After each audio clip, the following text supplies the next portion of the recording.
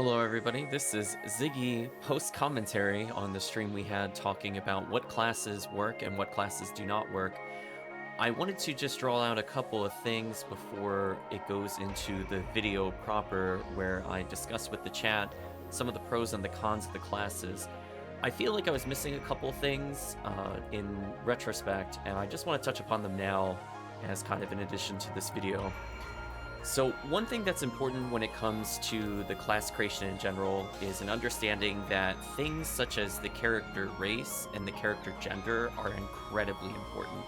Now I'll go into a more detailed breakdown later on in the video, but I just want to confer a couple things. Generally speaking, when it comes to humans across the board, they're going to have higher total materials, which are things you can use to increase your max stats. Normally, the limit is either, for example, 125 or 150. They can use up to 250.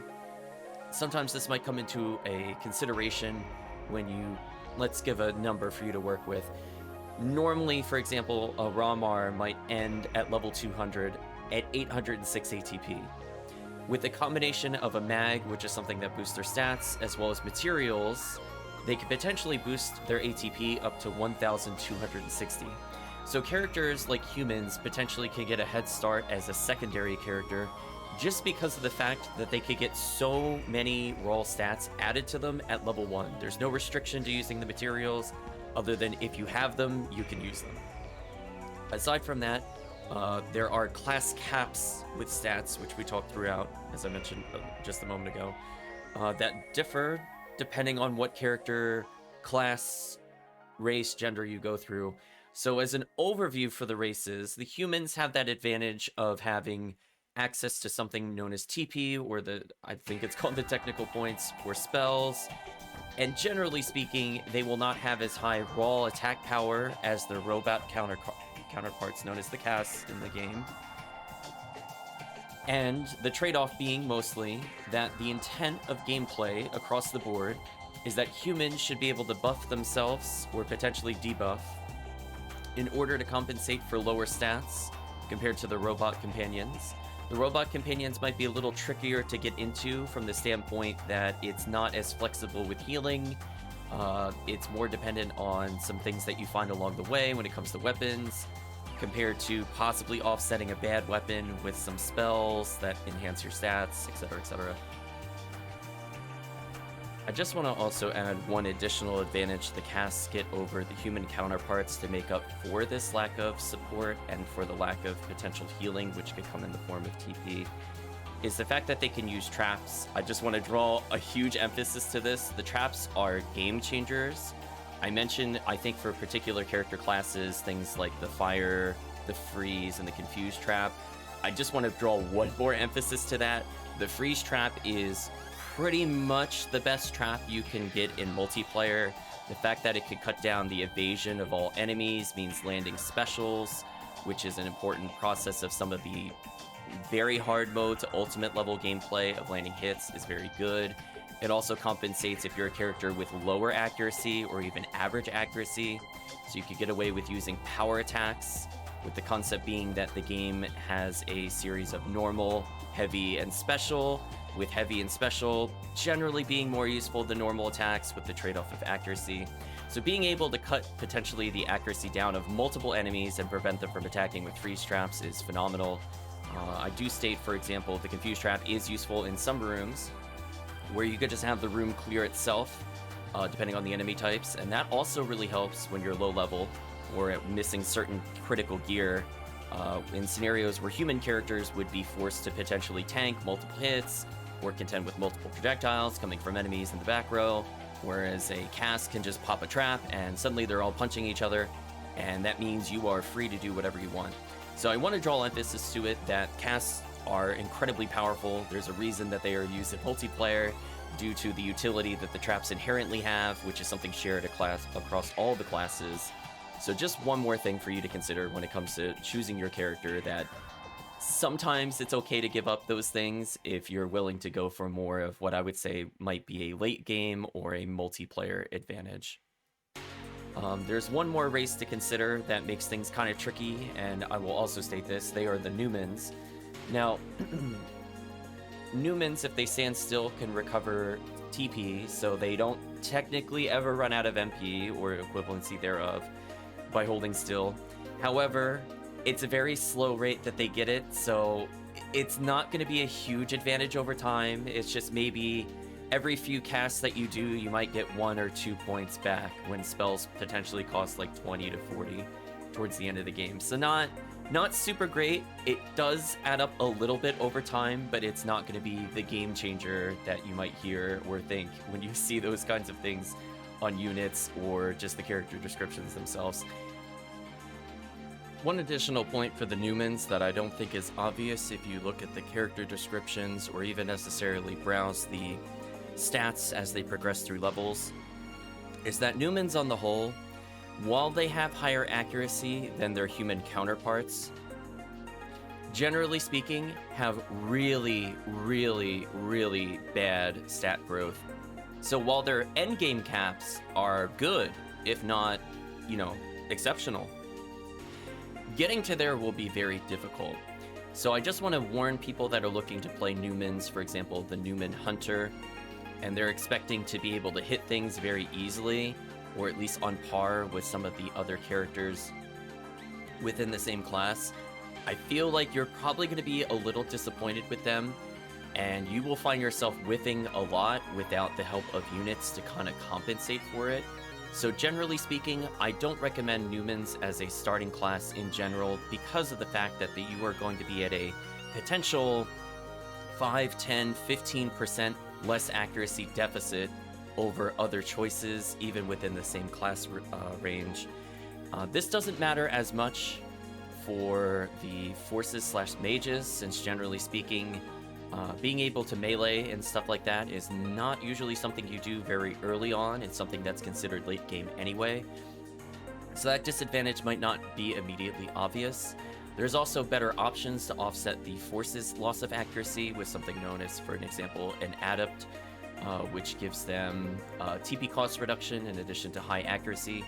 So do not be surprised if online you see recommendations to have certain units that completely balance out their accuracy. And also another downside is if you're playing a Newman Hunter in particular, I just want to state that your mag will not be as easily shared across multiple characters.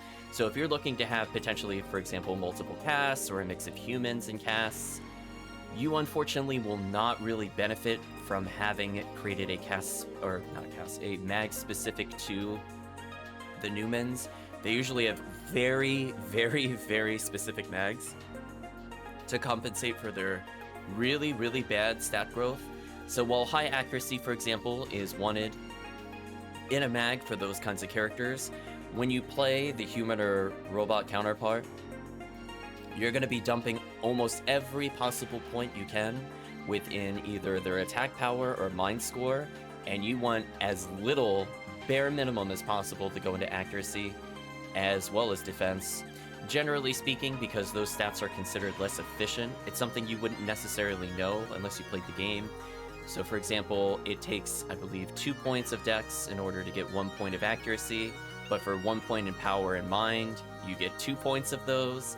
So you will end up falling behind if you're trying to purely create a character mag specific to the Newmans. However, I will state one additional thing in regards to raising your character regardless of what character class you end up picking. I would say if you mess up the materials, don't worry about it. I really highly, highly recommend that you basically dump everything into power or mind, whatever is your main score, and worry about fixing it in late game. Being able to do damage is almost more important than anything else in the game, and it's not as important to focus on stats like defense and evasion. That's mostly for showing off. Honestly, it will not really help you if you pump a lot of those materials into your character. And even though there are guides that talk about the min-max for certain characters, that's taking into consideration, for the most part, that you're 180 and above, where those stats would be considerably more efficient. Whereas if you focus on a mag that gives a lot of power and just the bare minimum accuracy, and or a combination of materials where you pump, 125, 150, 250 into your power and mind score, you will end up so many levels ahead in damage. We're talking like 40, 50 level advantage compared to if you had gone the other route, that you will just find clears much easier. One other thing I want to talk about with the cast in general is I feel like I did miss the ball or miss the mark when it comes to what bonuses that they receive. And I just want to state that the casts have a few inherent bonuses that give them an advantage over the other two classes. So if we're talking about purely a melee standpoint, which is all they can do, they can't be mages or forces in this game. They'll have naturally higher defense for the most part, naturally higher health, naturally higher attack power compared to the counterparts. So for example, in Rangers, there are human Rangers and there are cast Rangers. The cast Rangers will always have higher attack power comparatively. But there's a caveat with it. Even though they also get the benefit of holding still and regenerating a small amount of HP. Again, not usually a game changer, but we're just mentioning that that's a case. Because of the fact that they can't use spells, you have a very limited amount of healing. So if you include all the mates and the star atomizers, you got 40 sources of healing. However, things like monomates and dimates fall off really hard as you get further into the game, and you're going to be relying more on something called a trimate or a star atomizer. Both of which will full heal you. The only difference between those two being Star Atomizer can AoE heal people, so you have very limited ways of healing your companions. So I would take that into consideration too, depending on party comp. I will also state in general that casts are pretty good for being able to see traps. That's their other inherent bonus. And generally speaking, the meta, quote unquote, is that you will always see a cast paired with somebody that can provide buffs and debuffs. So you'll either see, a hunter or ranger cast, whether it's male or female, paired with either a force for the highest level possible buffs, or some of the female characters, which have a higher access to buffs compared to the male counterparts. And I just wanted to draw emphasis to that early for people trying to make that decision. So for example, I might state later in the video that RaMarl is like really great for potential solo play, but if you have a lot of mixed party members and you don't have somebody that's like a true force character, sometimes you can lean upon the female ranger or the female hunter to kind of fill that role to get you through as a party. So I do just want to state that kind of up front. One additional thing I want to say before I hand it over to the video is that there is a big difference between males and females in the game. Generally speaking, the females will have lower attack power compared to their male counterparts, but they trade off with it, generally speaking, with a higher mind score. And sometimes, but not always, they have more accuracy, exception of which is the male ranger versus the female ranger. I don't know why they did that. I feel like, honestly, their accuracy should have been flipped, but that's another story. As you'll hear in the video, I get a little mad at some inconsistent stats within the game. But the other thing to consider is that while males get the early head start in terms of being able to generally access their core items faster than the females do, I will state, from a melee/range weapon perspective, the females end up late game with a lot more weapon choice compared to the male counterpart. So you're probably going to find yourself in a position where you will end up with a ton of different boss options, and you can kind of cherry pick which one fits which scenario. Males, generally speaking, do not have that luxury. In fact, if you play some of the hunter characters, you're going to feel pretty limited until you hit certain thresholds. Thresholds you might not even hit at all until extreme late game. We're talking like 150, 160 plus. So just be aware of that. If you're looking for kind of like that easier time in the beginning, you might end up choosing a male character, just because they're more, pick it up and go kind of style characters. You might get rewarded better for playing the females, but we'll talk about specifically per class breakdown where that applies and where that does not apply, because unfortunately PSO has a lot of class nuance for better or for worse. I think that's about all I really have to add in terms of some of the class and gender differences. But just be aware of the fact that, for example, Female hunters and rangers will get access to really good boss killing weapons compared to their male counterparts. However, it still might take some time to get into it. So for example, you might have to wait till very hard mode or ultimate. It's not something you're gonna get like the first 40 levels that you play the game for a majority of the time that you play. But the counterpart is that if you are considering them for a second character made, it also means you get really easy options to possibly use these weapons that you normally couldn't acquire until later, almost immediately, by taking advantage of the combination of mags and or materials. Now, this video will not go over the exact things you should get for the mag. I feel like there are better guides for that. But I do just want to point those things out to kind of inform you that you should be considering these things. If a class interests you, I highly recommend you check out the wiki, which has a really detailed list of weapons that are considered potentially endgame, some stat breakdowns, and I feel like it's a mostly helpful resource. Some things might not be immediately clear why they're good or not, and we'll probably touch upon some of those things in another video.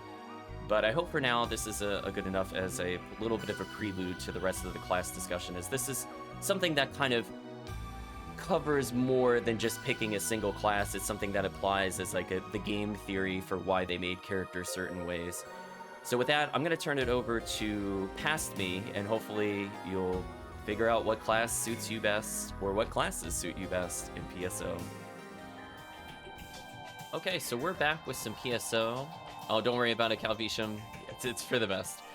So from the standpoint of PSO, a lot of people have been asking on the stream, off the stream, in general chat, when you go to start up PSO, what character class do you recommend? And I figured, you know what, why don't we have a small little video talking about the different classes, talking about the approach from a low item versus a high item or a second character approach, and just give a general overview of what each of the classes can do and my perceived difficulty. Now be aware, I'm gonna have a strong bias. Take it with a grain of salt, but hopefully this will at least get you a little more informed. And I guess we're ready to jump into the character overview. So we're gonna go ahead and boot up the game, and we're gonna go ahead and have that as our little backdrop for discussion. So when you first start up the game, you'll notice you'll have 4 character slots. In this scenario, we're just going to assume you're making one character. Who is your first character? So let's go ahead and create a character and leave it on this screen for quite some time. Also, fun fact, hit escape on the keyboard. Skip that cutscene. So let's start with the overall view of the hunter. Oh boy, this character class for me is very divisive. I feel like they are a character that I feel kind of tricks you up. We're gonna read the description and then we're gonna tell you how they actually play. Because I feel like when you read some of these individual character descriptions, they are not accurate to how they are played in the meta. So let's read it. Proficient with bladed weapons, hunters can also use a wide variety of other weapons. Although lacking in accuracy, they gain high attack power, suitable for beginners. Well, chat, we already have our first lie of the stream. This class, honestly, is probably one of the harder classes in the game. You wouldn't think so, but I'm going to tell you why they're very difficult to take as your starting character. Number 1, accuracy is so important in this game. I cannot stress how many times when playing different characters, how much I stack accuracy on units, which is a way to buff your stats, or with the mag, which is a kind of a stat bank as well that you can level on the side. And man, oh man, when you see those red letters pop up with the word miss, that is the worst feeling in the world. So for new players that have never played the game before, you're playing with a character that you're never sure, unless you have add-ons, whether or not your power attack will ever land. You'll end up doing a lot of normals instead of normal power, or until you get the flow and handle of these kind of characters. And then on top of that, you also have to contend with the fact that they're going to be in your face all the time. And if you don't figure out what weapon combos are safe versus groups versus certain enemies, you're going to get destroyed. So while it does have the general benefit of, yes, this character class on the whole has more HP, yes, generally speaking, they have high defense, Yes, generally speaking, they have high attack power. I feel like this is probably what I would consider to be more of an intermediate class. So let's go through them one by one in a bit more detail and explain thoughts and feelings towards each of them, because each character, for reference, plays extremely different from each other, even if they are part of the hunter group. So let's read the description of HuMar and let's decide how much of a lie this is. Excels in close range combat, sort of true. Has the most balanced growth potential, no it doesn't. Has some recovery and attack techniques, no, not really. So, here's another thing that's not very clear. This class is like what I would consider very average in accuracy. They do have very high ATP. I think they're the third highest in the game offhand, only bested by, I believe, the HuCast and the RaCast. But it doesn't really matter, and I'll tell you why it doesn't matter. They struggle a lot outside of the early game. They have great base ATP growth. They end up doing decently well without having a lot of items. They also have a technique called Resta, which is the core thing for healing your own character, which is really great for when players are, you know, going to make mistakes. They're not going to know the optimal ways to do things. They're not going to know when they should take damage versus not take damage. And it doesn't really mention this, but this is actually crucial to the class. They get a set of debuffs. Now, unfortunately, if you're playing a male character that is not a force, that technique level does not go very high. And unfortunately, that debuff is not really useful when you're going from, let's say, approximately normal all the way to ultimate. It's only really relevant in ultimate. There are some niche scenarios where it would be worth it to debuff the enemy's attack power or defense. Namely, just debuffing the boss's defense to save a tiny bit of time when you got nothing else to do. But overall, not incredibly useful for leveling in the beginning. So where does the problem lie? Well, early game, they get enough ATP, they could get early access to things like the partisans, which are your spears, which are more, we'll say, straightforward hitting. They'll hit in kind of like a line in front of you for the most part. Or they can have a giant sword, which is a much wider arc, but doesn't hit as far forward. So each of them have their different positives and negatives. I see Chan is commenting on some things. I guess I should point that out as well. So the downside of them having GIMP techniques other than the effect rate is not as good is that the range is down. So you might have trouble nailing your debuffs on groups, and that also consequently means you will pretty much not use it on things other than bosses. There are exceptions, of course, but I generally can say you can go all the way to 80 without using the debuff. It's not needed. It's more to help you with some trouble scenarios in Ultimate. Now, where does this character come into an issue? I feel like if you read these descriptions, your takeaway as playing a hunter will be that I will be using the saber, like that's the weapon he's using there, a single-handed weapon a majority of the game. Or you might be using a partisan a majority of the game. I'm going to tell you right now, if you want to play a hunter and you go in with that mindset, you are going to be vastly, vastly disappointed. There are a lot of bosses that just cannot be reached in melee during critical phases of the boss's patterns. The game will force you at minimum to use a pistol, and generally speaking, due to how high ATP is rewarded on weapons with multiple hits, aka machine guns, you're actually going to end up using guns with this character more than, I would say, most other characters outside of the Ranger.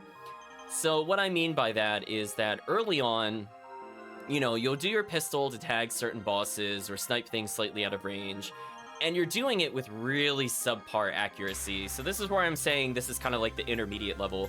So you'll kind of be in a weird mix of, yes, I could do great when it's close range, but when the game throws those challenges, which do exist fairly frequently, even in friendly episodes like episode 1 to the Hunter, you are going to struggle quite a bit. I feel like the big difficulty when you're first making this character is not the dragon boss, it is not the worm boss, it's gonna be Volt Op. Volt Op, trying to hit that thing if you bring in only melee weapons is absolute garbage nightmare. That's where the game has basically told you, you as a hunter, if you did not bring a range weapon, GG. That first phase will waste so much time and you'll be pulling your hair out.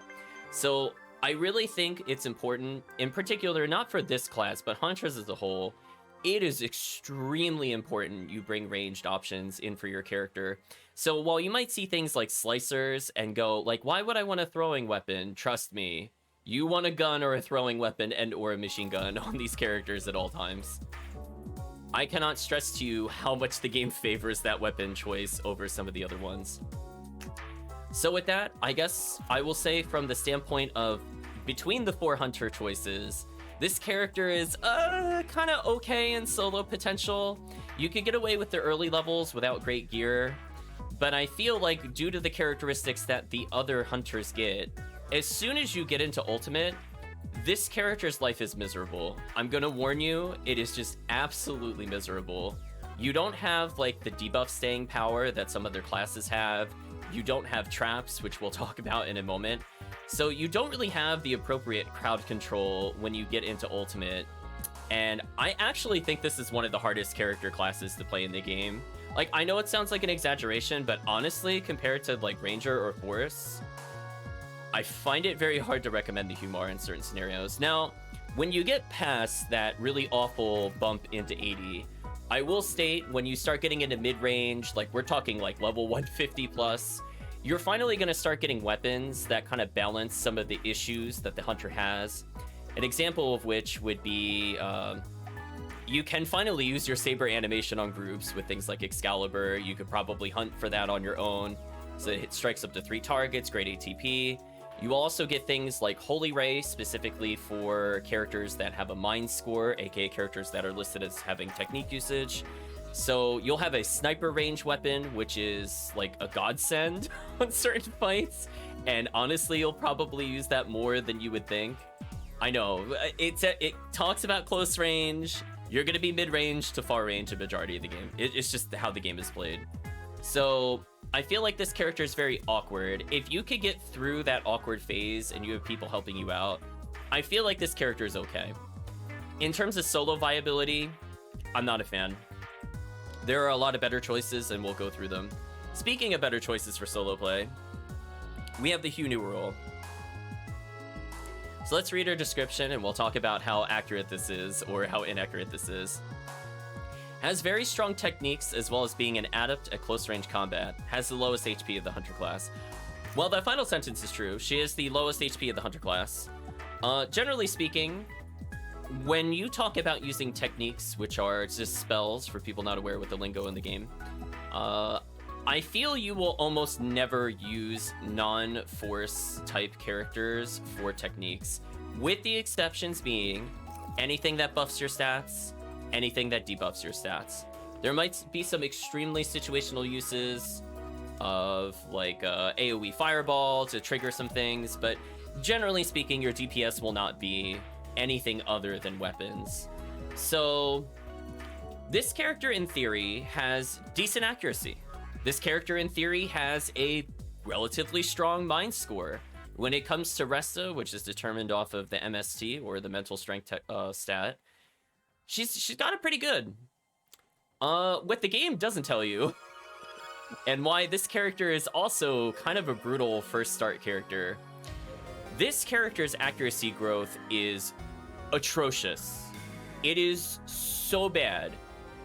If you thought hitting with the HuMar or the HuCast was hard, and people are just looking at their max stats, oh boy, are you in for a terrible surprise with this character. She cannot hit anything.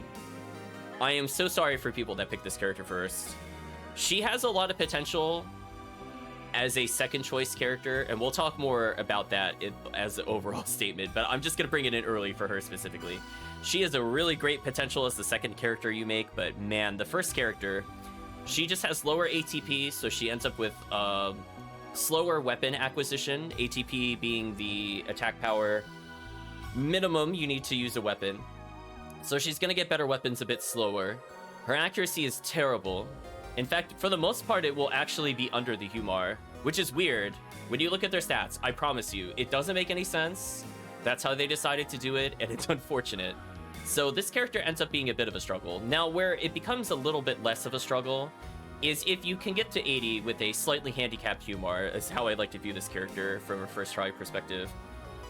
their ability to buff themselves in attack and defense on top of having much stronger debuffs means that your life from 80 to 140 is actually fairly pleasant. Debuffing generally takes priority in anything in Ultimate, since the amount of damage an enemy could do will greatly outscale the defense that you have as a character. Well, meanwhile, as you enter hard mode and very hard mode, you're going to be building up enough stats from the mag, as well as weapons and grinders and everything else, that things like Shift and Deband, aka the attack and defense raises, are actually fairly significant. And because the HuMar is not able to buff their attack and defense, you'll end up with generally higher stats in that regards. I think Iroh points out an interesting observation where a level 20 Shifta, which is the max level that she can use, has apparently slightly more base ATB than a HuCast without a buff. So that means she's got some pretty solid clearing potential. So just overall, really decent strength. If you could get past the early game, I feel like she has more potential as a solo character than the HuMar. And in fact, I feel like because she is a female, she also gets access to a few different weapons. I didn't mention this before, but depending on your access to things like MST, what class you are, whether you're male or female, it will give you access to additional armors and weapons. And I'm just going to tell you a straight up fact, the females get everything better. It makes up for their slightly lower stats overall. There are a lot of great early rares you could get in Ultimate that are just so good on the female characters. So whereas the HuMar doesn't really have a lot of like pistol range options that work for him at low levels, the HuNewearl can get something called the Last Swan. And that gun is so good, you will pretty much use it the entirety of the game when you have it. I'm not saying there aren't better weapons, but for the difficulty of acquisition, and the level needed in order to get it, to basically survive to acquire it, pretty easy pickup on this character, and that serves as both your pistol range weapon and it multi-hits like a machine gun, without the downside of locking you in place. Now, there are some differences between the male and the female animations. I do feel the females are generally less safe on things like saber animations, which are more important, I would say, to know when you're starting off a character and you will basically be forced to use the saber the first few levels. But I think they got some trade-offs. I'm going to say, to me, that's the most impactful trade-off. I'm not saying that's the only one. But being able to use things like a Rambling May, which is a sniper that double hits, but also has the properties to ignore enemy auto-movement evasion, which is kind of a weird mechanic where if they're moving, they sometimes automatically dodge. I just find it so much easier to play her in comparison. Even if her stats are lower in a multiplayer game, I feel like she's always kind of solid. So we'll move on for now. We'll also touch base, I think, on multiplayer on the whole, but I just wanted to throw that out there. So let's move on to the HuCast. Described as an expert at close-range combat, HuCasts have the strongest attack power potential of any class. Unable to use techniques, but can use traps. Now this character, chat. This character is an absolute monster. What an absolute monster. This character has basically everything you want in a hunter. Kirby Boy says the truck, exactly. This character, no exaggeration, that's actually right this time, character description, has extraordinarily high ATP. You will not need to worry about using, for example, a tactic you might see when you play the games is something called Milo Eula on your mag in order to give yourself Shift to Deband on classes that don't normally have it. You don't even need that with the HuCast. This character is just so strong, they have so much health. It's basically like they are starting buffed in single player at all times. And on top of that, they get access to something I've been wanting to talk about while we're talking about the character selection, traps. So any character that cannot use basically a spell, aka any android kind of character. Oh boy, traps are so good. Traps are so good that they can carry you regardless of level in a lot of areas. You get 3 major traps. One's fire trap. It's a bit more situational. It has a lot of interesting uses in terms of potentially hitting enemies, and at times you wouldn't be able to strike them with normal strikes. That's relevant for things like Del Sabers, or the slimes in the caves, or just in general if you're walking away from enemies and want to deal damage. It's literally 0 frames. it's free damage. It also anti-airs. Sometimes that's useful against the flying robots and mines. Don't underestimate it. It scales with level, so it's not going to do like a ton of damage. It's more for the fact that it can potentially stun them and or hit them in odd scenarios. Then we have the Confusion Trap. Confusion Trap is okay.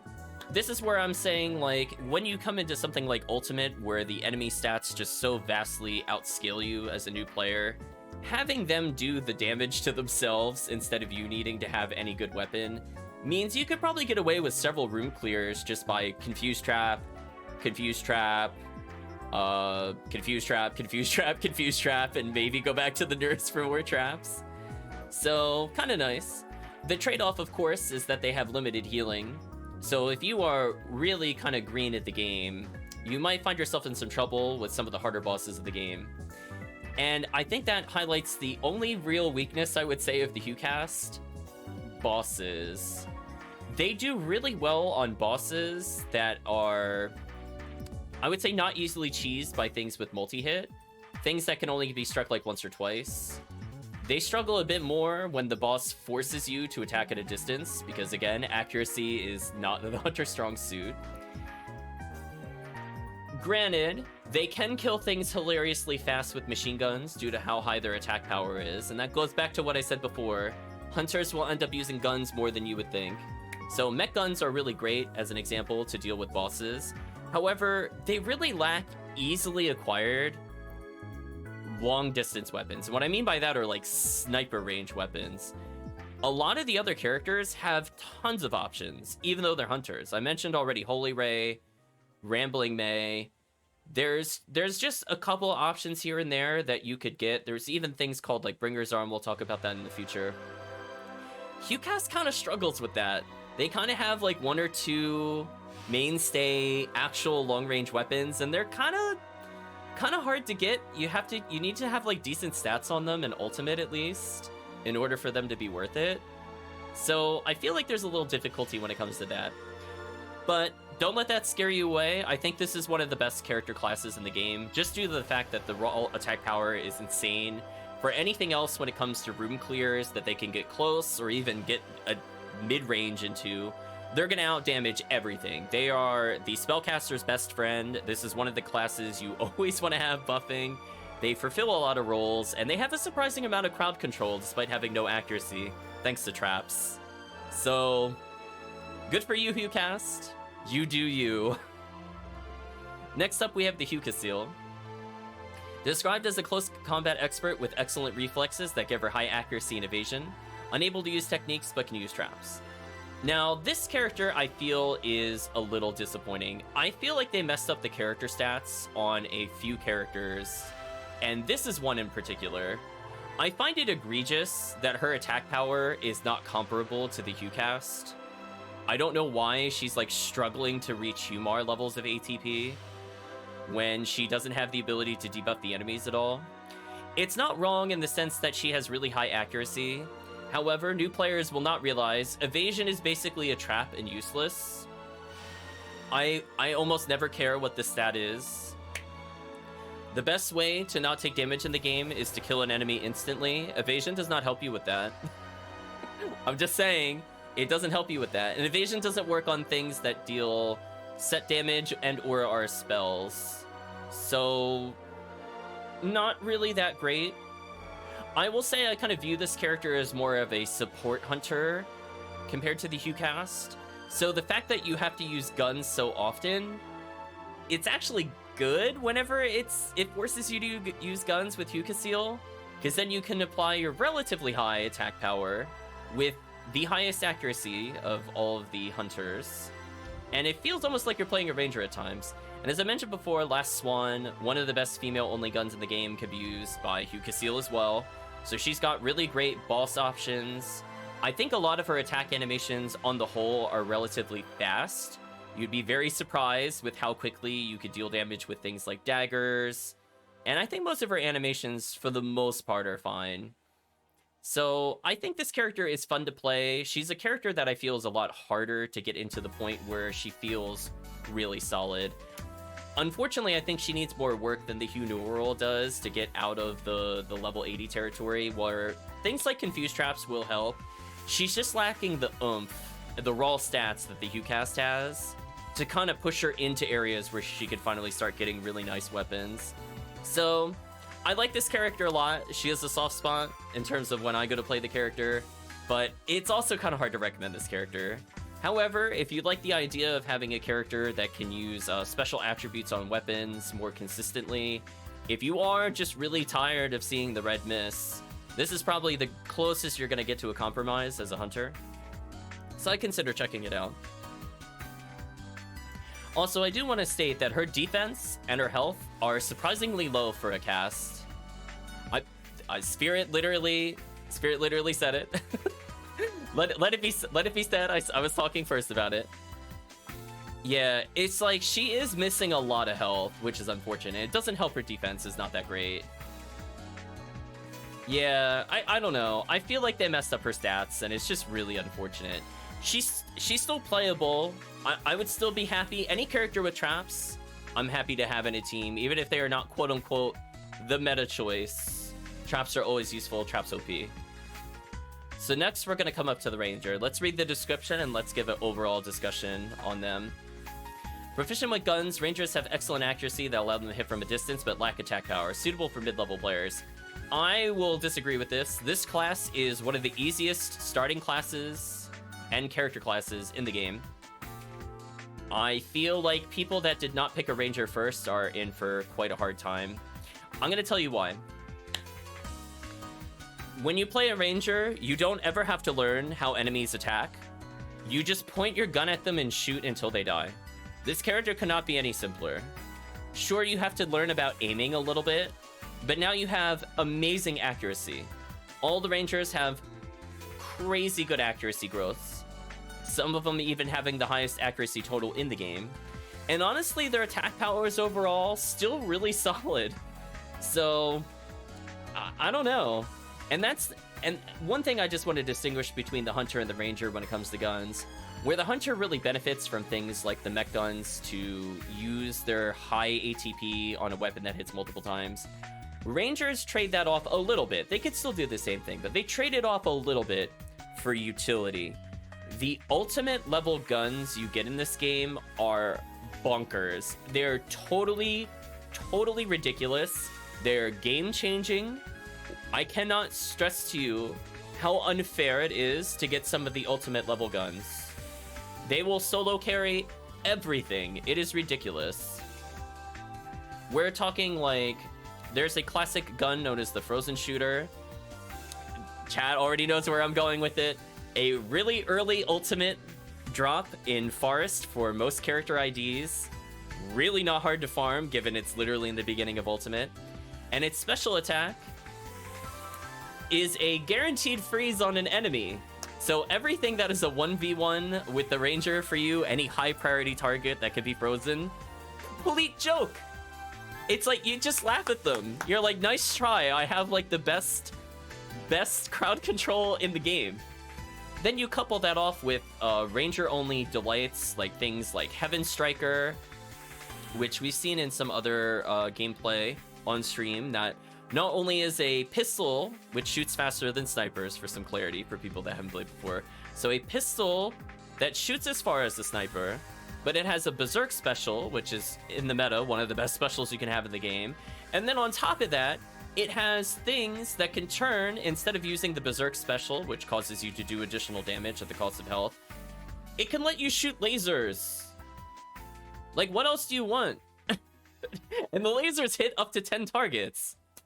Ridiculous. What a ridiculous character. That's not even talking about things like the bazookas or any of the other nonsense this character gets.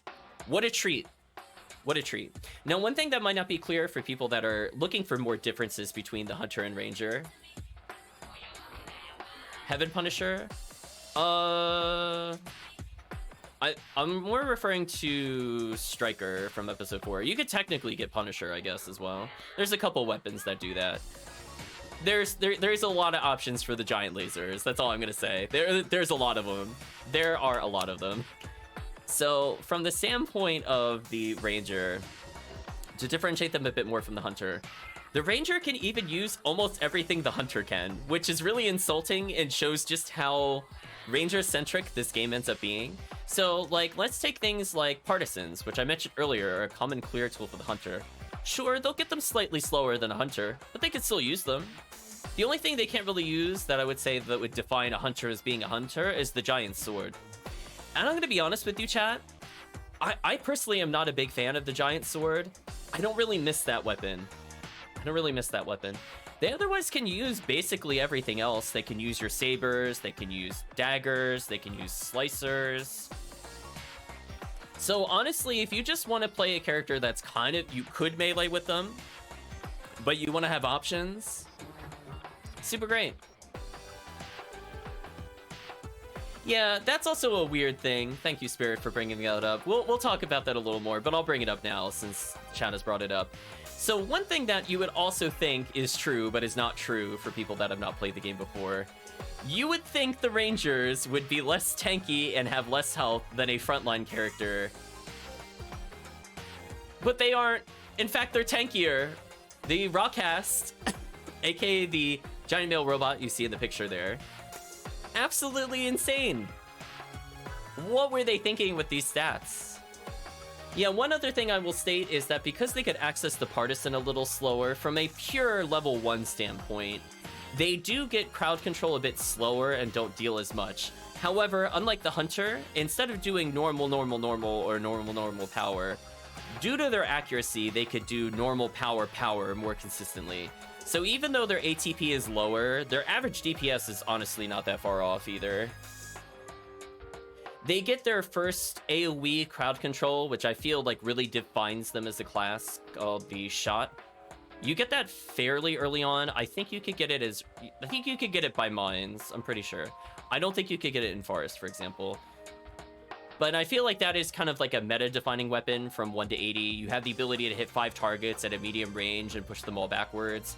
Incredibly useful in places like mines, where enemies are knocked back automatically if they're hit once. Again, the game really favors guns. So the fact that they just get more guns and get guns earlier, since guns require accuracy to wield versus attack power as their minimum requirements, very silly. So let's start into, I guess, the RaMar to go into more detail. Let's read their description. Excels in ranged combat, has the most balanced set of abilities. That is actually a total lie. We'll talk about why in a little bit. Total lie, chat. Shake your head. And the highest accuracy potential. That is true. Has some recovery and attack techniques. Again, the game kind of doesn't tell you certain things that are really important to know. This character has the highest accuracy in the game. This character can use guns early. If you find a rare gun, you could probably already use it with this character. Bonkers how much more accuracy this character gets. Absolutely bonkers.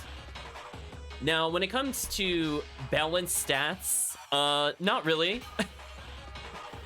Not really. So this character's mind score, terrible. Absolutely terrible. The fact it even says it has attack techniques is kind of insulting.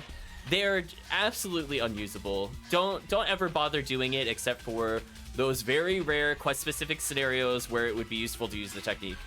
You will never deal damage with it. It takes forever to learn it. Terrible. I'm gonna read what the chat has to say before I continue. Brand new rangers may tend to enter a new area, suddenly find themselves doing looters without help or elemental specials. I don't feel like that's as true for the RaMar, and I'm gonna tell you why. All you need to find to balance out your damage is Shifta. As soon as you find Shifta, you're on par with hunters again. Problem solved. You can also buff your defense. Their techniques also include deband. But honestly, as I said before, you really shouldn't be getting hit that much, especially with gun. Yeah, there are some exceptions for enemies that don't take damage, but there's a lot of them that just don't take damage in general. Like, I don't think the hunter would have an advantage there either. For example, pan arms in caves. And even then, if we're talking about elemental specials, aka using the special attack on weapons, RaMar the God. Thank you, Kabak the Mighty, for following. So if you want to use a character that can use every weapon special in the game willy-nilly, you want like autopilot clears from 1 to 80, RaMar is really good. Now, I will state, from the standpoint of clearing forest and things like that, I do feel the hunters are advantageous. When you start getting to mines and beyond, where weapons start dropping for the RaMar and similar ranger classes, it starts to pull pretty far ahead, honestly speaking, in terms of ranger. My first character class was a ranger. I picked a RaMar. And honestly, pretty solid throughout the game. I will state they have a little bit of trouble doing some what I'll call meta runs. I do find, for example, if you want to farm Sinnohs in a popular quest known as Towards the Future, because of the fact that you do not have traps and you do not have an easy way to debuff enemies, it can be a little difficult to farm them for items. However, this character comes, as I said before, amazing accuracy, which is extremely relevant and is probably one of the best stats in the game overall when it comes to ultimate. And the fact that they can pick up guns earlier than every other character means that if you happen to go to harder areas than you should be in multiplayer, or even just single player, and you get lucky, you're just gonna pick it up and use it pretty much on the spot. So even with a really not great mag that gives nothing to accuracy and nothing to power, RaMar pretty solid. So I don't think I have really too much else to say about them. As I said before, attack power wise, as soon as you get Shifta, they're basically competitive with Hunter, except they get better weapons.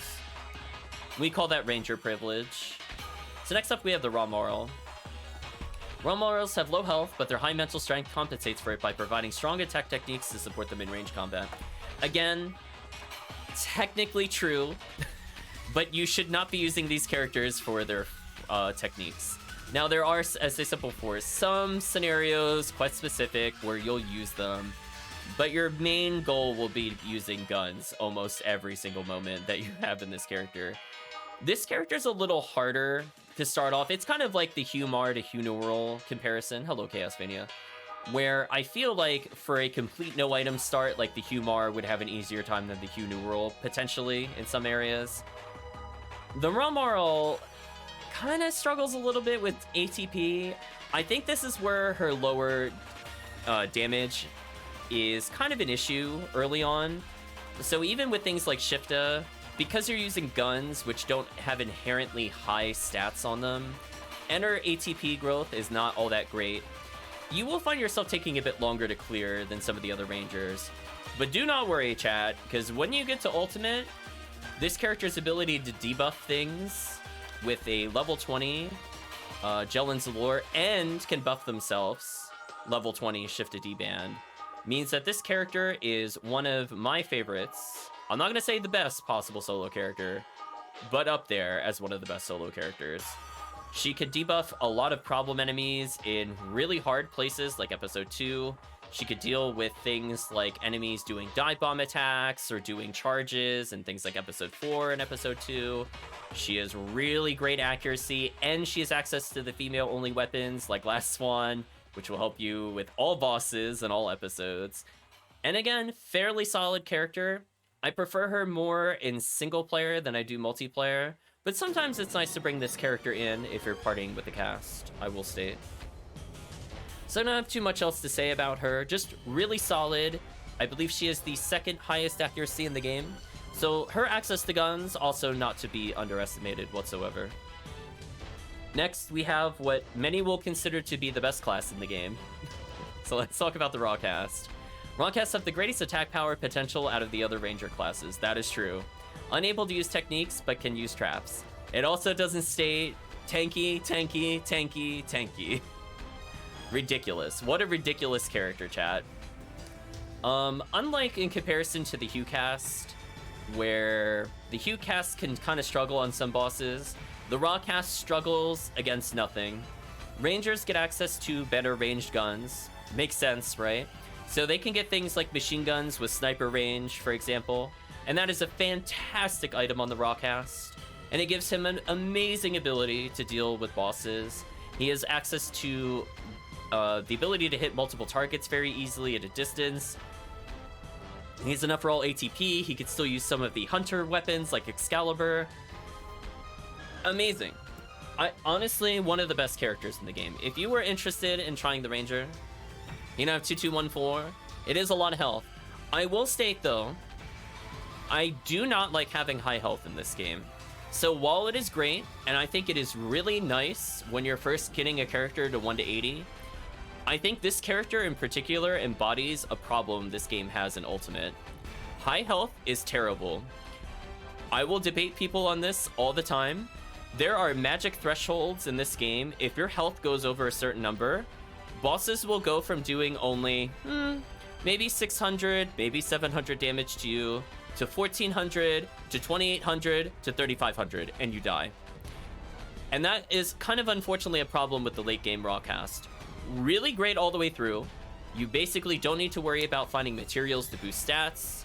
They could kind of function as is, go through story mode. They have enough raw health and everything else to get there.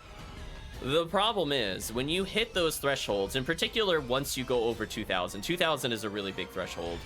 A lot of boss attacks will no longer knock you down, so you're going to get multi-hit. You're going to see this in particular for if you play episode 4 and you get hit by the tornado attack and you happen to have over 1900 health, or if you're fighting Gal Griffin in episode 2 and you have taken all your HP materials, you will die almost instantly if a tornado hits you. It is brutal. It's unfortunate. It also leads to things like Dorphon charges not knocking you down, which is really garbage, I have to say. So it turns what should be an unbelievably unkillable class to weirdly one of the most frail classes at high levels. It's such a weird paradox. You could go through the whole game and not struggle to like 160, but you start getting up to that 180 territory, you're like, oh my gosh, why does this kill me? And that's the power of PSO, chat. Only PSO would health be a weakness. And I feel that is entirely true. One other thing in particular with having too high of a health total is if you have too high of a defense and too high of a health, there is a mechanic that high-level players will abuse without needing to use weapons. They can use weapons for it, but just in general, they'll abuse it throughout the life cycle. And that is mag invincibility. If you get hit down to critical health, aka when your health goes yellow on the health bar, from an attack, you have a 50-50 chance with good mags of becoming invincible.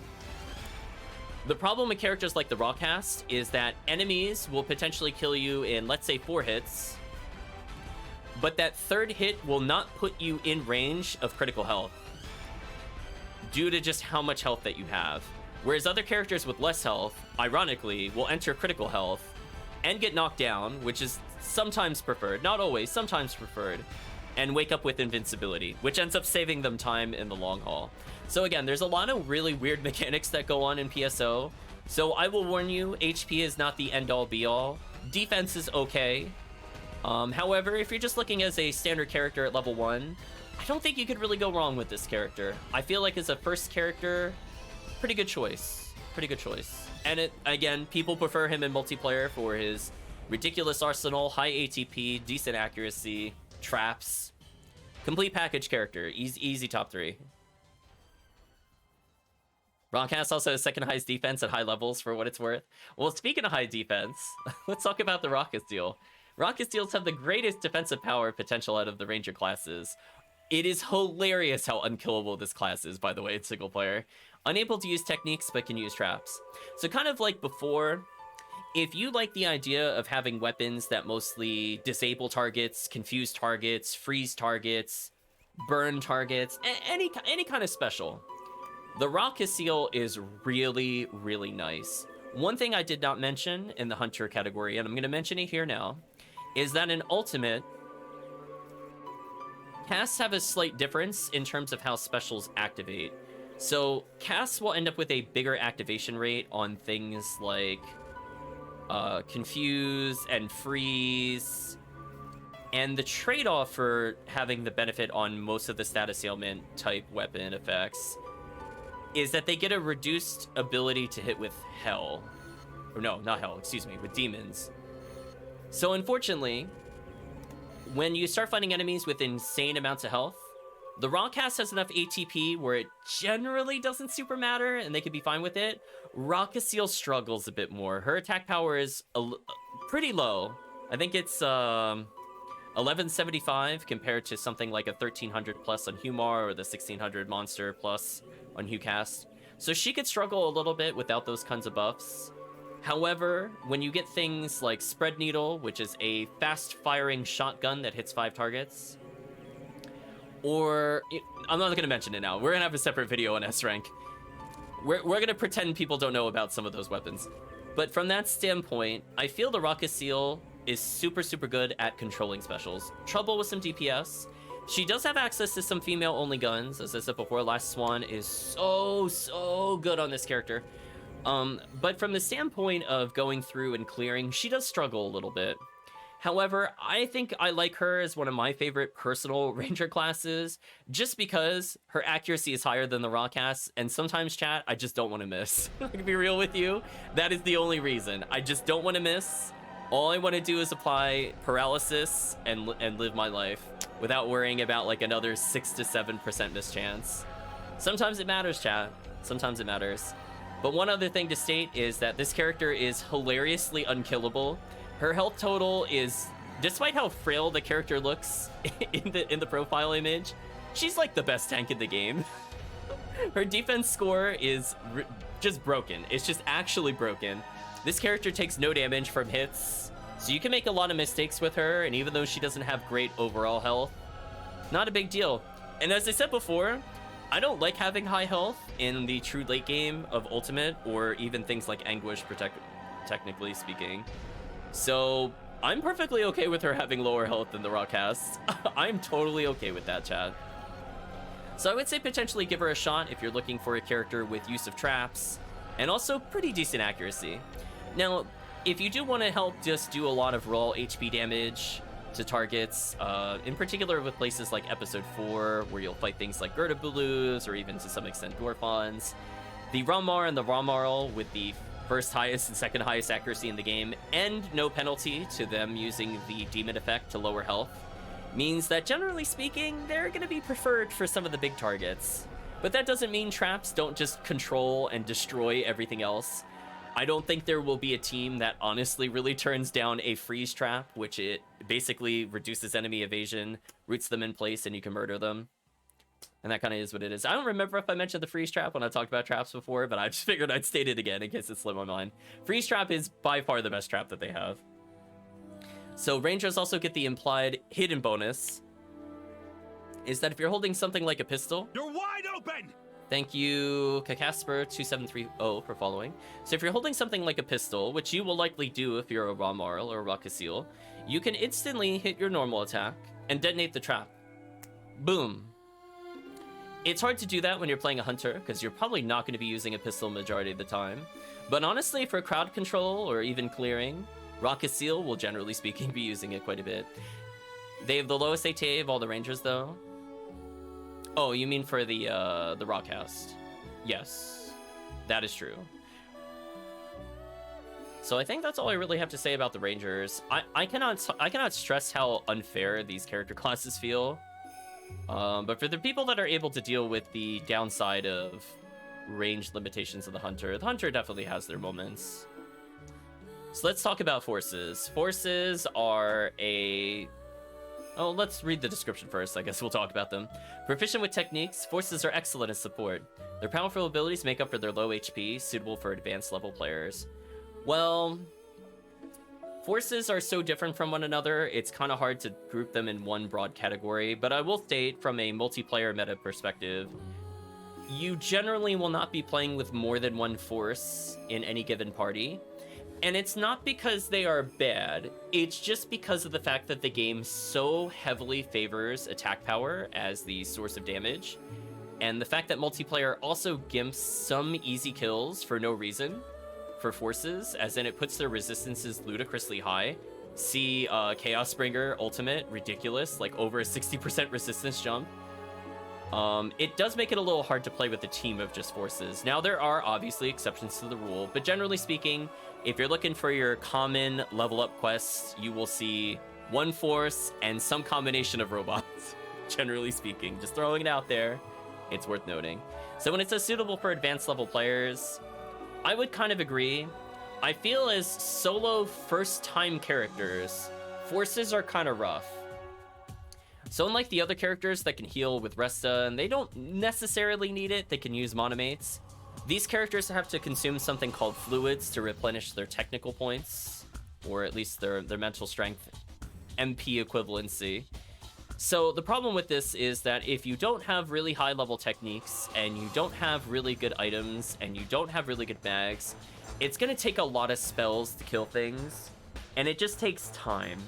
So without being able to cheat out things like having a high level mind mag to skip the low levels, without being able to acquire consistent techniques while playing the game, it's very awkward to play with them as like a new character standpoint. So while I do not personally recommend them as a first character, they are super, super, super solid characters in multiplayer and other adventures. But let's go through the characters one by one. Forces at the bottom 4 of every single stack, except for MSC, makes them very gear dependent. Exactly. These are characters that shine when they are given the chance to basically skip the early game as a second character, but as a first character, brutal. And speaking of brutal, let's talk about experience and life as a FoMar. With low defensive power and low HP, FoMars are challenging to use. The combination of techniques and quickness in combat makes them unique. I'm not gonna lie, I feel this character is probably the second hardest character to play, if not the hardest character to play as a first character. I'm gonna tell you why. At the extreme late game goal of this character is to be able to melee and sometimes shoot things with a handgun. They have the highest attack power out of all the forces, but their accuracy is so bad. On top of that, they're demanding that you split a crucial stat for clearing, aka your mind score, with ATP. And if all you're really gonna do is attack with really basic weapons and very limited access to things like partisans, it's really, really awkward. It's so bad. Chat's saying it's about 168. I agree, they definitely have the lowest ATA. It feels terrible to melee with this character. They will miss normal attacks. They'll miss a normal. Do you know how bad it is to be a low health character with 2 melee swings and neither of them hit? That's basically GG on a brand new character. They feel so bad when you play them. So what is the point of playing this character? Well, they have a bonus to what is known as the intermediate level techniques. So they get your bonuses to your GiFoie, your Gazond, and your Gabarda, which nobody uses. Don't use that spell, it's a trap. And they also, I believe, get a bonus to Grants, which is the light spell. Like a decent amount. It doesn't come up like crazy often. It's just kind of a nice touch. GiFoie is a pretty meta spell. You're going to be spamming it basically all the time. And Gazond is the spell of choice on certain bosses. However, FoMarl gets Grants. There's 2 characters that get Grants. FoMarl gets the better one by far. But from the standpoint of the Force, as the male Force, they have a hidden technique that most new players don't know about, and I guess I'll mention it here in the character select. If you are given an option to wield a weapon as the FoMar, and your honest goal is to only use spells, it is actually faster and more efficient to just not use a weapon. The male Forces, for whatever reason, get a faster casting animation unarmed than they do with anything else, to my knowledge.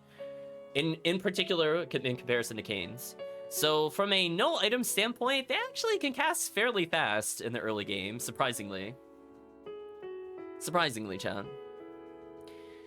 The goal with them is that they are a character meant to be completely kitted out in order to be like even remotely acceptable in melee. We didn't even talk about this because this is literally like almost not relevant for rangers. But for hunters, to make up for their lack of accuracy compared to the ranger, they will start looking for weapons with a hit percentage stat.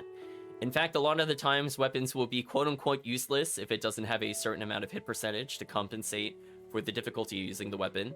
It is not really needed on characters like RaMar and RaMarl. It's nice, like people will still go for it, but it's not as mandatory for those character classes.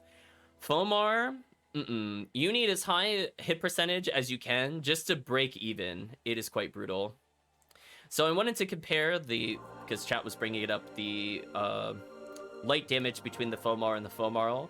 The FoMar gets a 30% bonus. The FoMarl gets a 50% bonus. So from the standpoint of being able to deal with enemies, they're like okay at spamming the intermediate level techniques. I will state, basic level techniques will take you very far in the early levels, and they get no bonuses to that. So that could feel pretty bad when you're trying to get out of like at least normal. When it comes to their late game clear, again, they switched to more of like what was mentioned before by Tiggy as the battle mage. They are actually fairly good at it, but the amount of resources you need to get there does not make them a really realistic choice. This is kind of like a show-off character. I feel like this character is really great when you've been playing the game for a while and you're like, you know what, I'm gonna get one of the hardest to gear characters altogether and show the potential of the Force. So while this character has a high ceiling in how well they do, the floor, in order for them to be acceptable, is also ludicrously high compared to the other characters. So just be warned, you're in for quite a struggle with this character as a first-time pick. But hey, interesting choice for later on picks. So next we have the FoMarl. Besides excelling in support techniques, FoMarls are competent with weapons. This gives them a more balanced growth potential. They should just scratch out the words competent with weapons and say busted with female-only weapons. Busted. This character is also extremely good with Slicer. I like to view this character when you play them as more of like a healing tank. This character has great defense for a Force. This character has great health for a Force. Their accuracy is still kind of bad.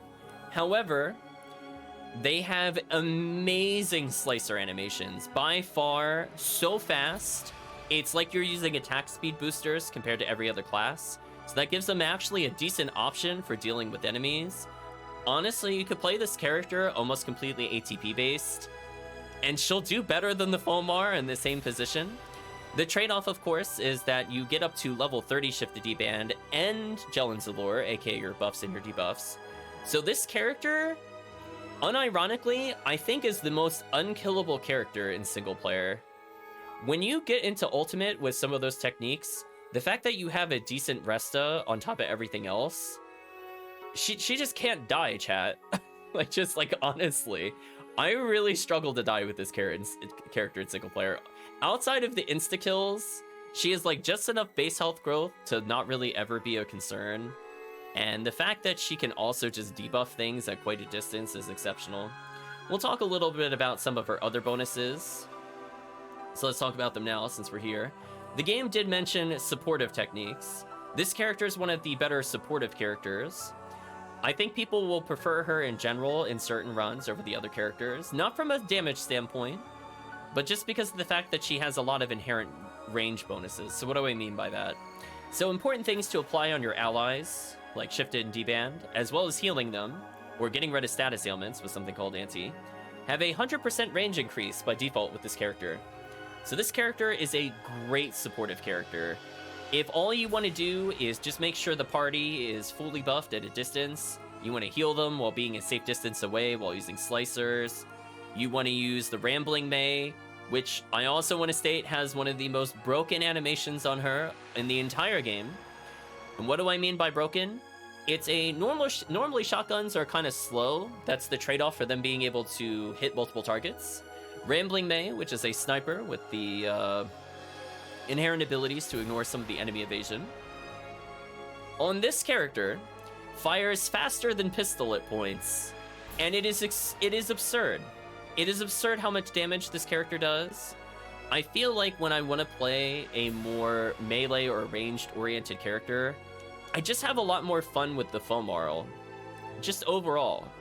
She has so many better weapons. The FoMar has the saber animation on her, hands down, best saber animation. But when it comes to every other weapon type, I think I'd just rather play the FoMarl in those scenarios.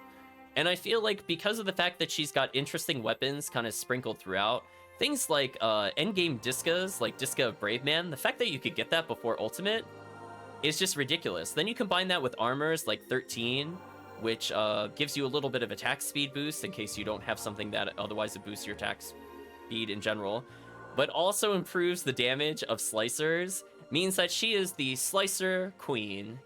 What a fun character to play with melee / slicers. So honestly, I had a lot of fun with this character. But do be warned, if you're trying to use her as a traditional spellcaster, you're going to be a bit disappointed. So what do I mean by that? Well, she has like a decent animation when she's got a cane. However, it is still it is still slower than the FoMar or the FoNewman, who we'll talk about in a moment, in terms of casting. This can actually be a problem, as that means that certain spells that would produce stun locks and high difficulties, like your Rafoes or your Rabardas, actually are not capable of stun locking enemies. So even though the damage is not necessarily the end-all be-all, the fact that the enemy gets a turn is kind of a problem with her. So she can struggle in a lot of places that the male forces, as well as the final force on the list, don't really struggle with. However, when you're in scenarios where you need to survive or you need to do ATP instead of force damage, which again, if you're playing multiplayer, is a lot more common than you would think, I think she's a solid choice. So don't sleep on this character. I think she's one of my favorite forces, but just not for spellcasting. Again, I like to think of her as a tank that makes her party basically super strong, and she becomes unkillable. That's how I like to view this character, and if you go in with that mindset, I think you'll have a pretty good time. So up next, we have the FoNewman with the ridiculous jester / clown shoes. FoNewmans are well balanced. Oh, that's a good one, PSO. Well balanced, I'm gonna say, rolling my eyes, and excel in numerous techniques. They distinguish themselves with their powerful attack techniques. Well, the game is not lying there. They have very powerful attack techniques. So if you're looking for what would be considered the blaster mage of characters, this is probably going to be your go-to force 9 times out of 10. Of course, he's balanced. Look at his hips. I don't know how he's balanced with those shoes. I'm just saying, chat. So one thing we didn't really talk about in general is, I guess, some of the spells that are really crucial to you elevating yourself out of the early game. So we talked a little bit about the simple techs, getting you through normal. Let's talk about how you carry yourself through the rest of the game. You could honestly only learn Rafoe, Razond, and Rabarda, and basically kill everything in the game. You might need Gazond every now and then for certain bosses. And let me tell you, this character gets a 30% damage bonus to all intermediate and advanced techniques. So basically, just about as soon as you leave your level 20 range and you start getting these other techniques, what a broken character. This character gets the fast cast animation, but unlike the FoMar, gets way more MST. In fact, let's do a little breakdown. At level 80, this character, without any other stats, has 498. Let's compare it to the FoMar real quick. The FoMar only is 418, which almost... that's kind of painful, having almost 25% less stats. But also picture it this way, chat. The FoNewman, because of their higher base growth of MST and their higher cap compared to the FoMar, means they're going to be getting access to higher level spells whose only requirement is MST much sooner. So a difference of 30 to 50 points when it comes to learning new spells is ridiculously huge. It is ridiculously huge, the quality of life difference of having 50 more MST. Let alone having almost, 80 plus by level 80 in comparison. Super good. I will state, towards the end of the game, you will find that GiFoie, you'll hear something called GiFoie stacking, where enemies will spawn potentially with no resistance to damage. GiFoie is a great way to abuse that. With GiFoie stacking, they got Gazond, which kills certain bosses very quickly when it's able to strike multiple parts. You have Rafoe, which I feel like is a really good lockdown spell. You'll see a lot of that when we play on our stream, in particular in episode 4, where you no longer need to debuff enemies. When you get something that increases your attack speed, or not attack speed, increases your cast speed, you could just stun lock more than 50% of the enemies in single player, episode 4, and never debuff them. Most characters cannot say that they can't get away with debuffing, in particular for something like a force. It's quite insane how much crowd control that Rafoe gives, and the stun lock is real. Razond is a really great way of stun locking multiple enemies in episode 4 as well as other episodes. Rabarda, probably one of the best crowd controls of the forces have, just from the standpoint of ridiculously far range when leveled up, fairly fast at high levels, definitely a lot slower and weaker at low levels, to the point where it's questionable if you would use that over a Barda, for example. However, the fact that it has random chance of freeze is just insanely useful, even if they don't have a weakness to it. And the fact that this character gets 30% to all of them means that you're going to be doing just so much insane damage with this character. This character is probably the easiest character to power level with if you're coming in from a second character standpoint. But even as a first force standpoint, you will probably not struggle that much at all with this character. They still have okay health. You might be like a little squishy for certain boss attacks, so you might find yourself needing to level a bit more compared to your hunter and ranger friends in order to not get one shot.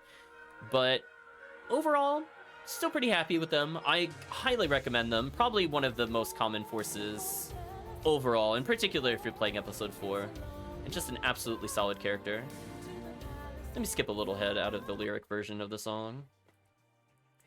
So finally, chat, we're going to wrap things up, I think, with the FoNewreal. They have limited combat skills, not an exaggeration, we'll get to that in a moment, but excel in both attack and support techniques. They have the highest mental strength / TP potential of any class. Oh, hold on, chat. Why did our music completely stop? Did it crash? I think it did. We'll give it. There we go. That was weird. So this character can get access to spells very quickly as a single player standpoint. However, as a first character, this also is probably one of the hardest classes to play from a first character standpoint. The game doesn't tell you this, but her health total is atrocious. It is terrible. It makes life kind of brutal. If you could get through it, it's not too bad. Cons of FoNewman, look at the shoes. What are those exactly? So while this character will get techniques the fastest out of all the other characters, she has a huge survivability problem. Whereas you could kind of get away with it to some extent on the FoMar, and the FoNewman also has some trouble surviving hits. The FoNewreal is going to die left and right. If this character gets hit by any set damage from any boss, kiss this character goodbye. they are going to be annihilated. Their defense is atrocious. Comparatively, where the RaCaseal has like 670 plus defense, the FoNewreal has less than 300 total defense by max level. It's so bad. It's so bad. Her evasion doesn't help her, unfortunately, as Sphero points out. Evasion is such a pointless stat, honestly. Her benefits, of course, being that having high overall MST, her spells do slightly more damage on average. And one thing that the females have, I forgot to mention this before, but one thing the females have an advantage on over the males is there are wands, scepters, etc. that buff your spell damage. So they can kind of make up for the fact that they don't have the best when it comes to, like, I don't know, like things like GiFoie and Rabarda. They have ways around it while still being decently strong at spells. However, the males are just clearly the Stun Master Supremes with spells, and sometimes that matters more than, as I said before, the DPS. Now, MST is super important for Resta. They have the benefit of having a big Resta range, amongst other things. 1 second, just want to compare one thing before I make a statement. Yes.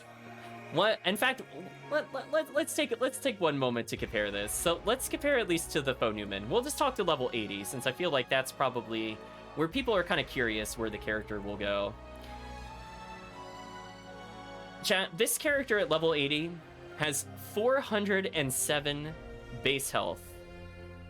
I'm gonna let that sink in for people that have played the game before, and they can think about how terrible that is. But for people that don't know how terrible that is, why don't we just compare real quick to some of the other character classes? Like, let's say, for example, I was saying the FoMarl was pretty safe.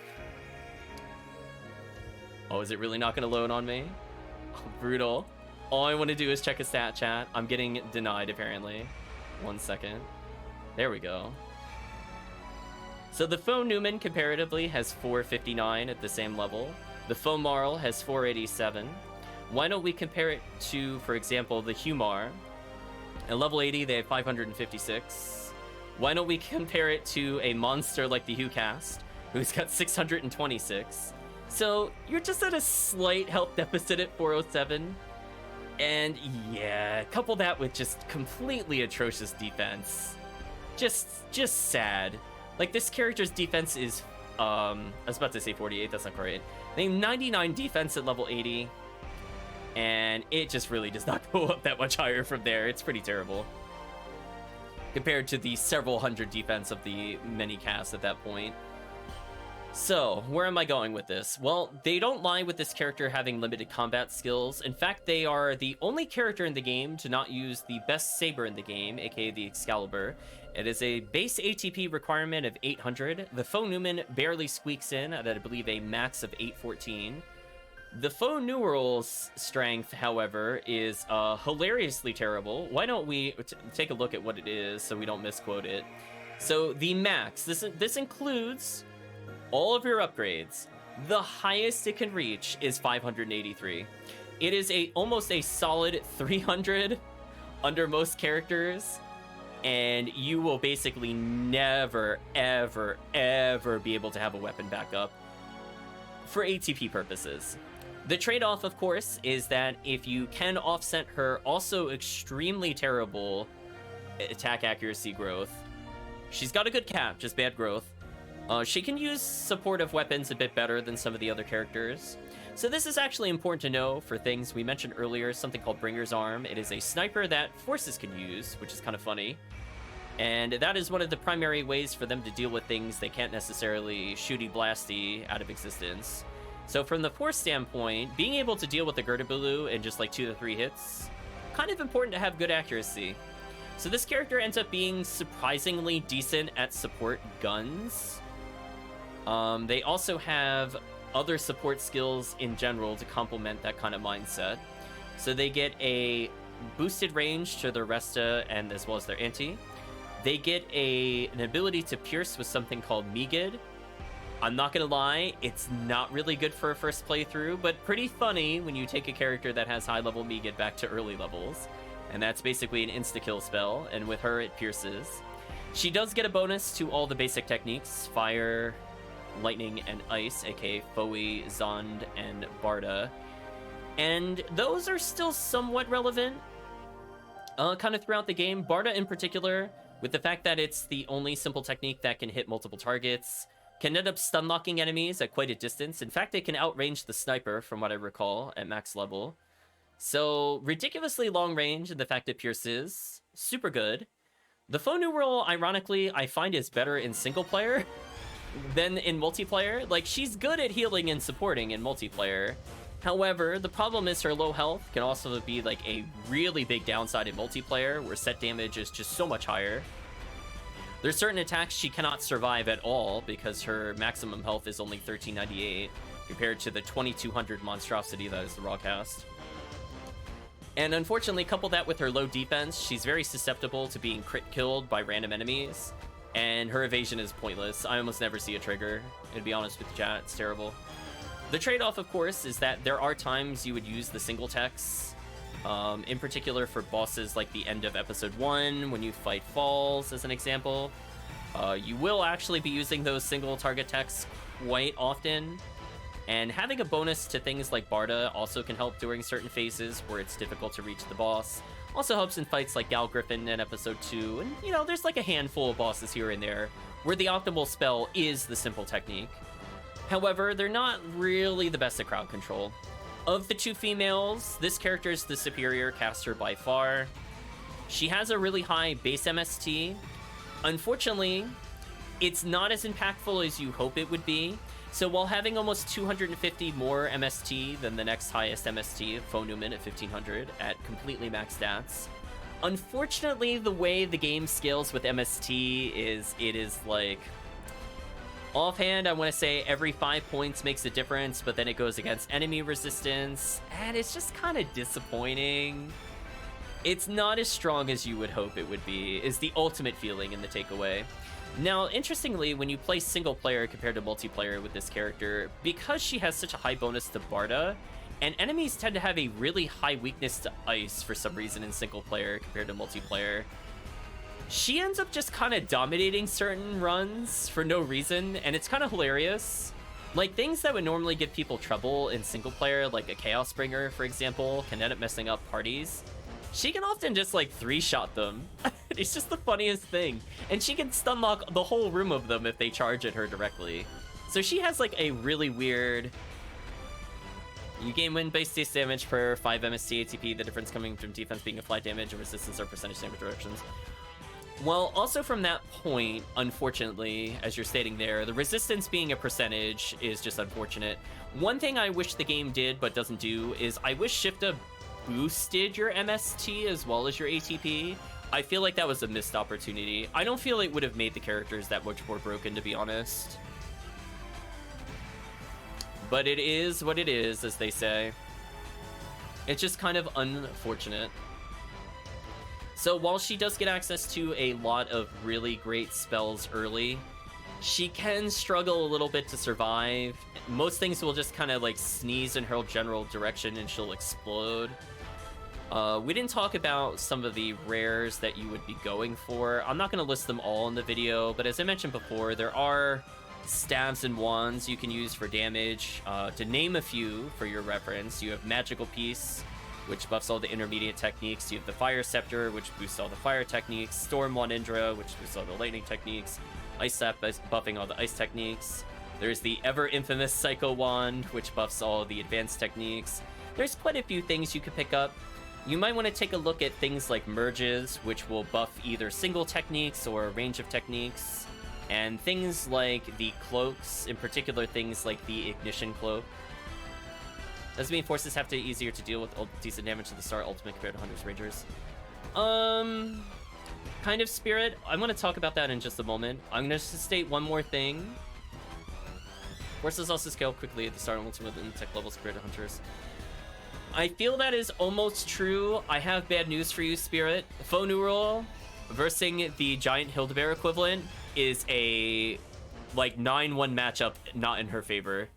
That thing is like unkillable for her. It will one-shot her, it will stun lock her, and she is just miserable. Forces actually struggle a lot with things you wouldn't think they do. So while I agree with you, the overall damage is better, they really, really struggle with some basic enemies. And in particular in multiplayer, it just becomes profound sadness. There's usually a handful of enemies in each area in multiplayer that make it kind of unviable for them to be in mass numbers. Hildebear and Forest is a huge problem. I don't know why they gave that thing such high resistances, but it is miserable killing that as a force coming into Ultimate. So while I would agree you could kill the Boomo equivalents fairly easily, they just suffer. I will point out in general, it is important to actually figure out their weaknesses. I highly recommend add-ons so you can see their elemental weaknesses. It takes out a big learning curve of the forces and is one of the benefits of being in Ephinea. But I'm going to warn you, there are random oddball enemies that if you feel like you can't kill them, it's probably because that's just how PSO is. You're going to experience that a lot, in particular if you go to any difficult area in Episode 2. So we'll talk a little bit about this before we talk about best of solos, best of multi, best second characters, etc. as kind of the wrap up. So from the standpoint of things like Episode 2 that heavily favor ATP and or the ability to insta-kill an enemy, the forces are at a fairly big disadvantage when it comes to that. It can feel kind of unfun to play them because you might want to go in as a spellcaster and you're going to feel those limitations just immediately. Like, there are just some enemies that, no joke, their weakness, the most you could do is 20% of your damage for their weakness. It's so bad. Like, it is borderline unplayable levels of how long it would take to kill these enemies. So, unfortunately, it is quite insane coming into multiplayer when enemies get a huge health bonus, and then sometimes just 60% more to ice resistance for no reason. One other thing to denote when you're playing a force is that sometimes resistances are completely different, and they require to use different spells to clear them.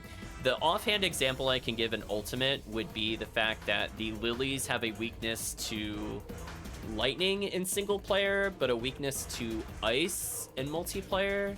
And there's things like when you fight the worm boss in normal through very hard, fire and lightning kind of swap which role does damage. There's just kind of weird things about the Force that, again, if you don't have those add-ons, will add a lot to the learning curve. But I will state, I do have a lot of fun with them for the episode that is geared towards them. So let's talk about, very briefly, best character to use in the beginning, best second character, where you should generally level the character. I was going to do quests in a separate video, but I just want to give overall areas in this discussion for new players. We'll have another guide, I think, just talking through recommended quests and things like that. But from the standpoint of the Hunter, I really enjoy them in Episode 1. I think they do okay in the early parts of Episode 2. I feel like they really struggle in things like Tower, and they can have some trouble with places in Seabed in Episode 2. They have really great ATP and decent ranged options, so Episode 4 isn't entirely terrible for them, but not ideal. So when it comes to which character I would recommend as a first playthrough, I would say overall, I'm probably leaning towards HuCast, honestly. The second time through, maybe a HuNewearl when you have all the techniques. She's another character you really have to kind of spend the time with to get a lot of good items just so that she's decent. And I feel like she's kind of a hard sell in the first playthrough. When it comes to the character I recommend first above all else, let alone if you're deciding whether doing a Hunter or not, probably RaMar or RaCast. I can see people saying RaMarl if you get decent technique luck. I don't think any of those three options are wrong. I think they all have their pros and cons for different reasons. I think all three of them are very solid. I do enjoy the RaCaseal, but she's a little bit of a hard sell for a first character. She still does decent throughout the game. I don't think she has any incredibly low points, thanks to the fact that she's got confused traps. But overall, I would say as a favorite second character, it would probably be the RaCast. The RaCast being able to come in with like raw power materials is a very hilarious thing to witness. Having a really good mag with the RaCast as well is just completely absurd. The RaMar is also arguably pretty fun to play as like a second character, just because of the fact that their accuracy is so high that they get gun usage earlier than the other characters, but it is what it is. I can also see for the final choice, if you are completely kitted out and you got amazing items, as I said before, seeking out a gun that performs the Divine Punishment 10 laser attack, RaMarl is also hilariously fun and easy to level with. We saw that a little bit on some of our other streams, and not gonna lie, chat, I'm kind of jealous. It's kind of good. So finally, we have the characters I don't really recommend you play first. They're a great character to go second. I feel like when it comes to leveling a character to 80, the FoNewman is the fastest leveling character in the game, for the standpoint that Episode 4 is their episode to play. So while in Episode 2, Rangers can enjoy basically every episode and do fine, they have like one problem enemy in Episode 4, but they have all the crowd control to do whatever they want, aka Ranger Supremacy / Privilege. The Forces, in lower difficulties, before resistances scale into High Heaven, can kill entire rooms before any of these characters even get a shot off. It's quite silly. FoNewman is notoriously fun to play with. We leveled a little bit of them on stream. They're unarmed casting with a mind mag and high level techniques and mind material. So you can, instead of starting at your like sad, like maybe 100, 150 MST, depending on your equipment, when you just start with that 800 plus MST and you could just have a bazillion TP, because every time you get MST, you get a little TP. Ridiculous. I have a lot of fun with them. The true ultimate character that requires so much gear just to be viable, the FoMar, is interesting, but I think is a very hard sell. I do like the FoNewreal for single player, and I sometimes use her for multiplayer for the benefits of healing other players. But when I need to do something where damage is very high, and my level is not all that great, I prefer the FoMarl. The grants bonus she gets is actually somewhat useful in Episode 2. The fact that she gets the female weapons is kind of nice, kind of throughout, and the fact that she's got decent health means she can actually survive some of the nonsense that is Episode 2. But overall, I would say probably always start with the Ranger, then consider a Force, or then consider leveling a cast as your secondary character. I feel like if you make a RaMar, you could go to a RaMarl. If you make a RaCast first, you could still make a RaMarl, or you could just make a HuCast. I feel like, generally speaking, once you get something what would be the equivalency of a power mag, it's pretty easy to make hunters or rangers. Forces are kind of dedicated on their own. If you pick up a spare mag as you play, it's not too bad. I am not the guide for this video for telling you how to level the characters properly, etc., etc.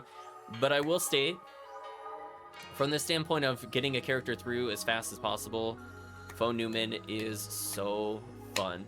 But hey, if you're playing solo, I think Rangers might be a slightly better fit. And hey, if you got the support of some good buffs, whether from HuNewearl, RaMarl, or any of the forces, while going through 1 to 80, things like HuCast, quite fun. So just consider it.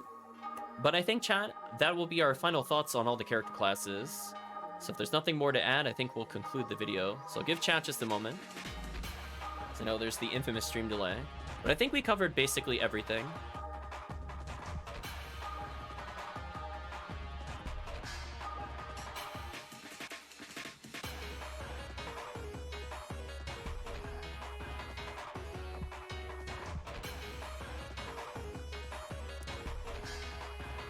I guess if I had to say that in terms of, like...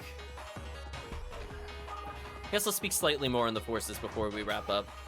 In terms of being able to clear certain areas, they do okay in Episode 1. They do better in single player than they do multiplayer.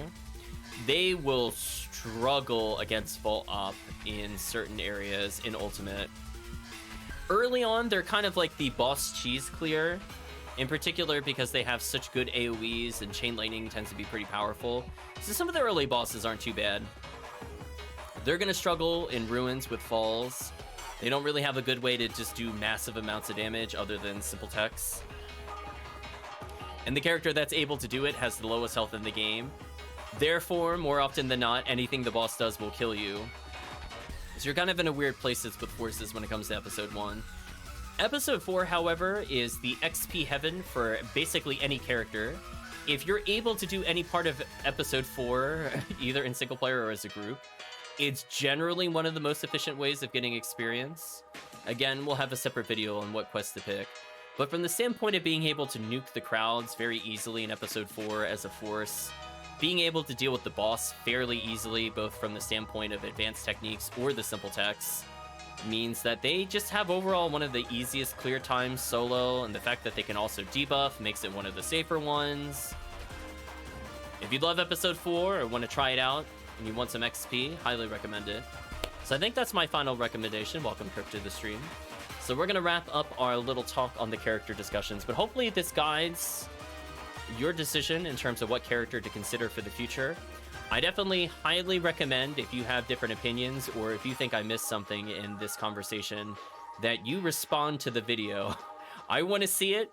Again, I might not have all the information. Some of it's from, you know, playing a lot of these characters, but there's a lot of nuance to these characters. There's a lot of weapon choices that could be forgotten, things of that nature. I guess I will also briefly state, I didn't really talk about S-rank weapons for people that were kind of looking into it. For people that are curious, you can play challenge mode for them. I'm assuming the average player will never touch it in their lifetime, especially not when playing from a 1 to 80. Again, when it comes to weapon supremacy, Rangers get some of the best weapons again. Notice the theme here. I don't really feel like I have too much else to say. They can make a big difference on the casts in particular. But overall, when it comes to just being able to play the game, you don't even need the peak weapons.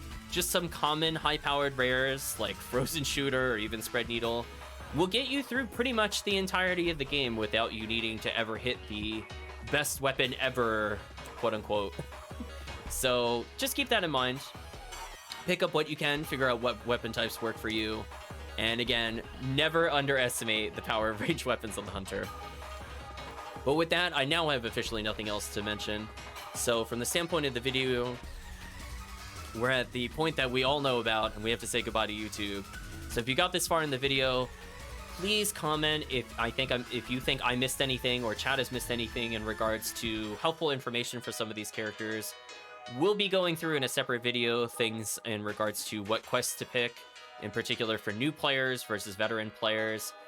And maybe in a video after that, we'll talk a little bit about different hunts you can do, as there are quests specific to getting certain items. However, this is not this place, this is not that time. So for those watching from the video or the VOD, I'd just like to say thank you for watching and hope to see you again next time.